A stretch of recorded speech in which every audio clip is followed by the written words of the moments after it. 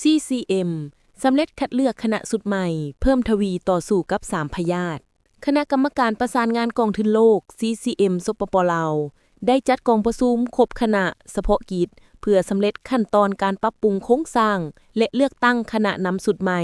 ซึ่งเป็นการยืนยันถึงความมุ่งมั่นและมีประสิทธิผล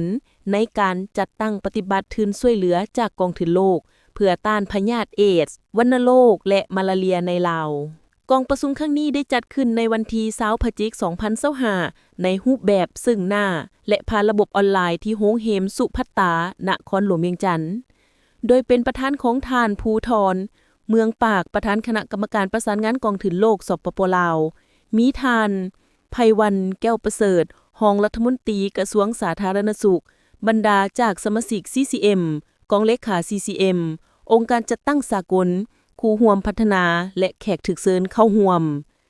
จุดประสงค์ของกองประชุมครั้งนี้เพื่อรับรองสมาชิกใหม่คัดเลือกประธานและรองประธาน CCM คัดเลือกคณะกรรมการย่อย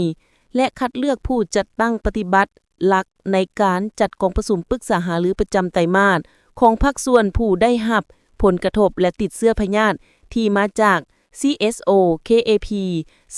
KAP/PLWD นอกนี้ในกองประชุมได้มีการลงคะแนนเสียงคัดเลือกคณะนำสุดใหม่โดยมีเลือกเอาท่านไพวันแก้วประเสริฐเป็นประธาน CCM ท่านทิโมธีอันสตองหัวหน้าองค์การอนามัยโลกประจำสปป.ลาวเป็นรองประธาน CCM ผู้ที่1ท่านรัตนไสยเพชรสุวรรณที่ปรึกษามูลนิธิเมลิเออร์ประจำสปป.ลาวเป็นรองประธาน CCM ผู้ที่2โอกาสนี้ท่านไพวันแก้วประเสริฐได้กล่าวรับหน้าที่และให้คำมั่นสัญญาในการนำพา CCM สุดใหม่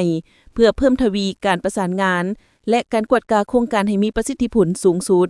กองประชุมได้เห็นดีรับรองสมาชิก CCM ใหม่เพื่อให้องค์ประกอบครบถ้วนตามเงื่อนไขของกองทุนโลกซึ่งมีภาคส่วนรัฐบาลประกอบมีคณะสนุมประชาชนปฏิวัติลาวและคณะจัดตั้งศูนย์การพักและคันองค์การสากลใหม่มีมูลนิธิ Foundation Laos และองค์การ Save the Children International ลาว PDR นอกนี้ยังได้รับรองการเปลี่ยนแทนตัวแทนจากองค์การอนามัยโลกและโครงการเมตตาธรรม